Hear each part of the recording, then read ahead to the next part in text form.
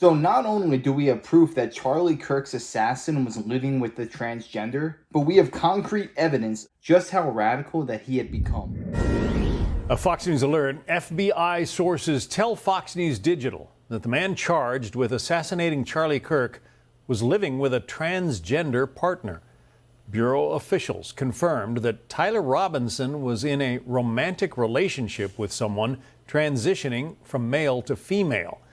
They say that individual is fully cooperating with their investigation, claims to have had no idea of Robinson's plans, and is not currently accused of any criminal activity. An absolute earth-shattering and bombshell update to the Charlie Kirk political assassination saga today.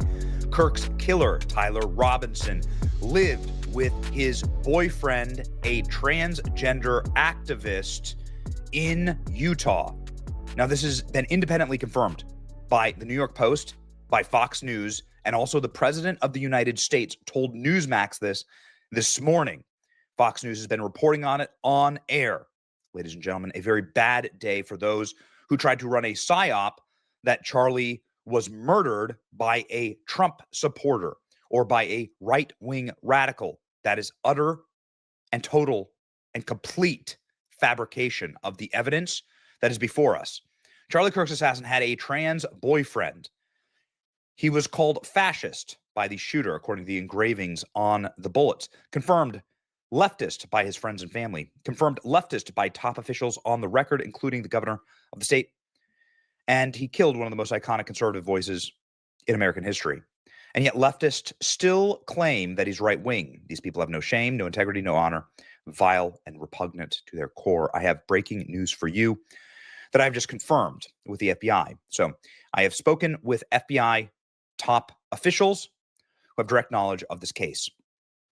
For many people that are upset and angry about the lack of evidence or the lack of digital evidence that are released in situations like this, the one that comes the most to mind is President Trump's assassination, where Thomas Matthew Crooks was just a ghost.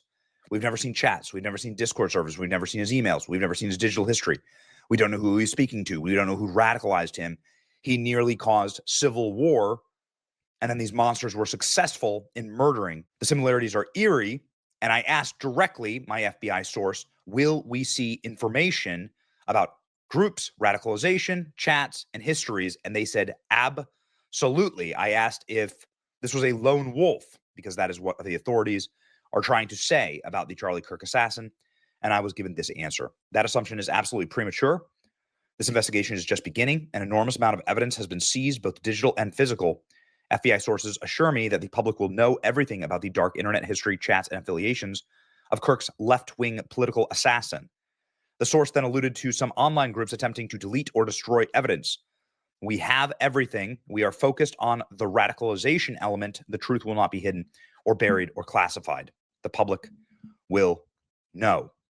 This right here is a perfect example of the danger of watching CNN or MSNBC, because they're going to try their best to brainwash you into believing the other side is Hitler reincarnate. Like, make no mistake about it, I disagree with what a lot of Democrats have to say, but they're a fellow human being. God made them in his image, so who am I to criticize one of God's creations? But that's the biggest problem about the Democrats right now, is they don't operate on reason. They operate on emotion. They try and get you riled up. Just think about during COVID, when they said, oh, you have to stay in your house, you have to get the injection, you have to wear a mask at all times.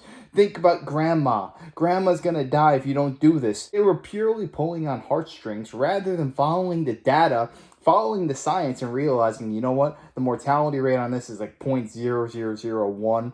I'm willing to take the odds. I want to go outside without wearing a mask. I think I'm fine. But then some people would call you the worst names just for doing that, even though that's your God-given right to be able to walk outside freely. Do I think we're going to receive all the evidence? I really hope so. I'm still waiting on Thomas Crook's evidence. The man's house was wiped clean professionally. He didn't have a freaking utensil in his house. Trump's first assassin. Something was going on there, and the public knows nothing about it. I don't know why they're not releasing all this to the public. Maybe it's still an ongoing threat. Nobody knows. But the fact of the matter is, I wanted answers from Trump's first assassin. I didn't get anything. But I do feel like they're going to give us a lot more information on Charlie Kirk's assassin because Americans are getting fed up by not getting straight answers.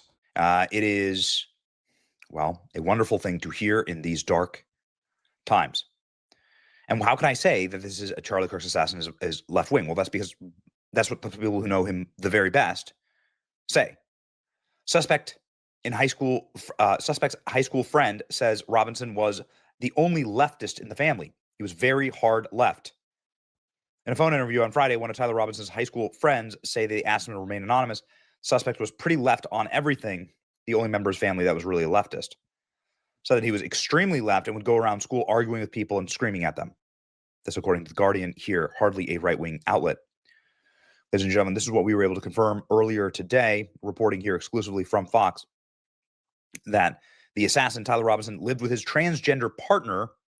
The individual who is a male transitioning to female is fully cooperating with the FBI. Sources tell me the FBI had texts and other communications from Robinson, and the individual helped FBI authorities actually solidify that they were indeed the shooter. So does this play out given the data? Charlie Kirk assassin lived with transgender partner. Partner is cooperating with FBI. Well, so this sort of stems back to Steven Crowder's initial reporting on transgender iconography and motive being written on the bullets. Charlie Kirk's assassin had a transgender boyfriend living with, definitely something a right-winger would do. Again, this is a massive blasted hole inside of the psyop that is Charlie Kirk's assassin was some right-winger. Significant swaths of online left have been working feverishly to misinform people of the subject. The shooter is a hardcore leftist, reported living with a transgender partner. Brooks Sigmund. This is, of course, what broke all across the internet today. If the leftist reporting of Fox News, things are about to get crazy. More trans violence. A left-wing loon radicalized by Democrats. Talk of Hitler and his supporters being Nazis killed Charlie Kirk in cold blood. Couldn't be any clearer. They are the fascists that they so hate. Can we have this conversation now? Can't wait to hear how the assassin living with a live-in transgender boyfriend is actually proof that he was a red meat eating right-winger who just didn't think Charlie Kirk was conservative enough. That's what they're trying to say here. So they have come through and scraped the TikToks of individuals who have celebrated Charlie Kirk's assassination. They were able to find that there is indeed a transgender that Tyler Robinson's boyfriend follows on TikTok celebrating Charlie Kirk's murder. Were they at all involved? I don't know. That's just what people are asking. But you can see that there has been no shortage of mass left-wing celebrations, and there is now a direct connection. Now, I have heard directly from the FBI that the live-in transgender boyfriend is cooperating. It's turned over evidence and so on. But nonetheless, this reporting has now been played out and has been confirmed completely. The Instagram account that belongs to the transgender furry boyfriend of Tyler Robinson, the man who murdered Charlie Kirk. Bio says, friendly neighborhood licensed fish finder in the trans community. Fish is a slang term that refers to trans women in drag shows who pass well as women. So there is reporting that has been completely validated here. Changed their stream name from Lance to Luna and so on. I expect we'll get the full story. But people have identified the furry and or transgender live-in boyfriend or partner. So this is now, I mean, again, completely confirmed. And most importantly, cooperating with authorities. The FBI tells me, again, that, and this is according to the Daily Mail, Tyler Robinson's roommate who tipped off FBI is identified his family, refused to deny transgender motive. You don't have to be a rocket scientist to realize there is a correlation between the two. And that's not me saying that. That's the statistics. Because there's a dramatic increase in violent crimes by people who are transgender. And that's just the fact of the matter. You can debate it all you want. You can say it's mean. You can say it's intolerant. You can say it's bigotry. It's just the truth. The longer that we go on denying this fact, the more problems we're going to have. We need to address this. There's a mental health crisis going on in America right now. And instead of fighting back and trying to heal this problem, we are affirming it and we are allowing it to continue to plague our children, and we're allowing this woke mind virus to infect our children's minds. Do you think it's a coincidence that the birth rate is plummeting in all developed countries across the world at the exact same time when illegal immigration is running rampant in all of these same countries? But that's a topic for another day. All I have to say is they are 100% linked, and there's no denying that. Potential evidence of someone trying to destroy evidence, and that won't be allowed. And that they are going to be giving we are going to learn everything that happened here. Ladies and gentlemen, this is the latest, according to Fox News. Here we go. Welcome, everyone. I'm Molly Line. This is Fox News Live. And we begin in Spanish Fork, Utah, where CB Cotton has brand new details on the investigation into Charlie Kirk's alleged assassin. CB, what are we learning this morning? Hi, good morning, Molly. Well, 22-year-old Tyler Robinson is being held here at the Utah County Jail on suspicion of aggravated murder and other felonies. But state prosecutors say formal charges will be filed this upcoming Tuesday for the shooter's first court appearance, which will be a virtual hearing. The Utah governor has said the state will pursue the death penalty, but last night on Fox, he also said Charlie Kirk's family will have a say. Need to play a role in these conversations. And so in the days that come, the prosecutor will be having conversations with Charlie's family. Investigators revealed yesterday that Robinson either confessed or implied to being involved in the assassination while around family members who ultimately turned in the 22-year-old.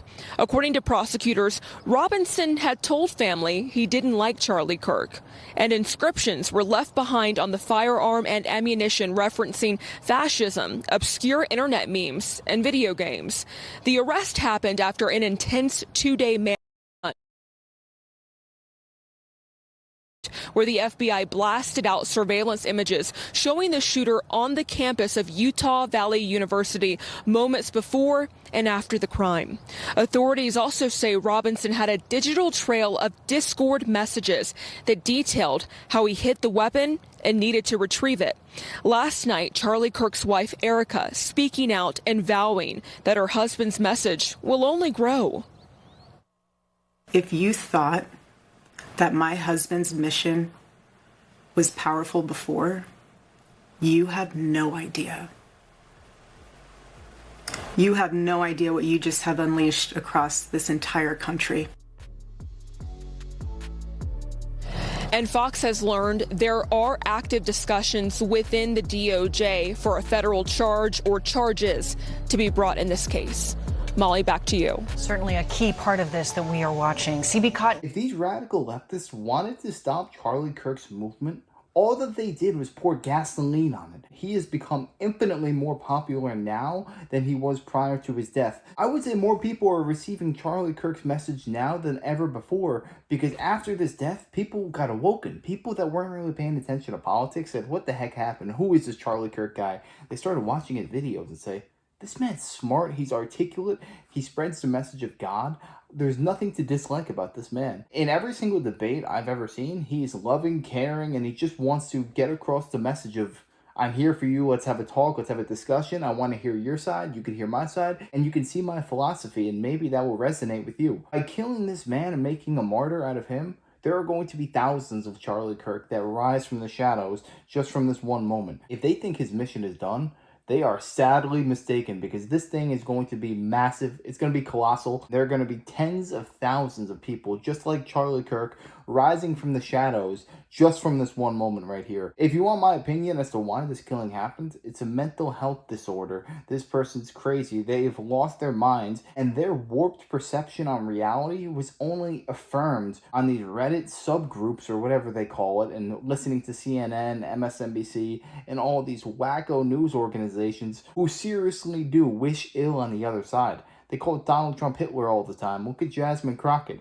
These people spread hateful rhetoric, It's not peaceful. It's not trying to bring people together. It's actively trying to divide. You start spreading this message to impressionable young people who can't differentiate lies and the truth, then they're going to be warped into doing behavior just like this. So I think that's the underlying issue, and something needs to be done. These people can't be spreading lies and misinformation whenever the heck they want. They need to be held accountable. How do you think we best tackle this issue, and who would you like to lead up Turning Point USA? Do you want Charlie Kirk's wife? Do you want Ben Shapiro? I know he was talking about it. Or somebody else? Who do you think would be a good vessel for that? And if you enjoyed, make sure to smash that like, comment, subscribe, and wish you guys nothing but the best. Till next time.